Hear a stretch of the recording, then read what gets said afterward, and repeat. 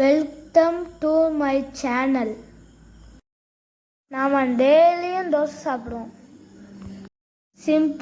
நம்ம தோசை சிம்பிளாகவும் சுவையாகவும் தோசை இந்த வீடியோவில் எப்படி செய்கிறதுன்னு பார்ப்போம். கேரட்டு நல்லா துருவிக்கணும். ஆனியனை ஸ்லைஸாக வெட்டிக்கணும். நாங்கள் கேரட்டையும் வெங்காயத்தையும் ரெடி பண்ணிட்டோம். அடுத்து நம்ம தோசை ஊற்ற மாவு நல்லா கிளறி தோசை ஊற்ற போகிறோம். ஃபஸ்ட்டு தோசையை நல்லா ஊற்றிப்போம். தோசையை நல்லா ரவுண்டாக வட்டமாக சுற்றிக்கணும்.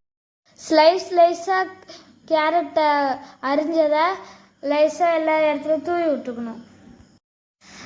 தோசையை கேரட்டை தோசை மேலே அப்படியே எல்லா இடத்துலையும் பரவி விட்டுக்கணும். கேரட்டு சாப்பிடாதவங்க, கேரட்டு பிடிக்காதவங்க தோசையில் போட்டு சாப்பிட்டா இன்னும் நல்லது. ஆனியனை மேலே தூவிக்கணும்.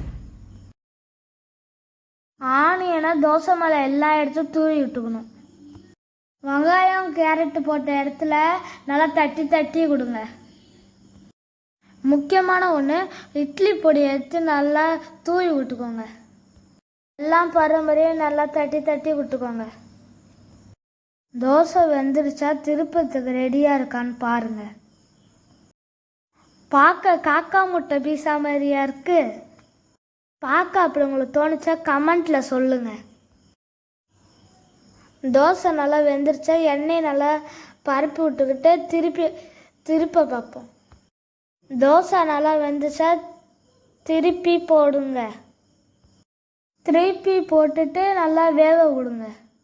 நல்லா அது மேலே அப்படியே அமுத்தி விடுங்க. நெய் இருந்தால் கொஞ்சம் ஊற்றிக்கோங்க. கொலஸ்ட்ரால் இருந்தால் ஊற்றிக்காதீங்க.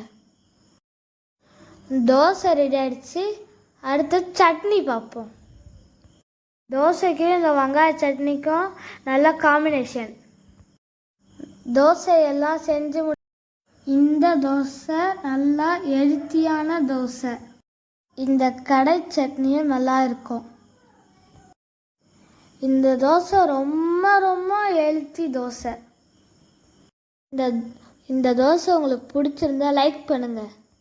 ரொம்ப பிடிச்சிருந்தா ஷேர் பண்ணுங்க. இந்த தோசை ரொம்ப பிடிச்சிருந்தா தினம் சாப்பிடுங்க. நல்லா ஹெல்த்தியாக சாப்பிடுங்க. ஹெல்த்தியாக இருங்க. இந்த வீடியோ பார்த்துருக்கு உங்களுக்கு ரொம்ப நன்றி. வணக்கம்.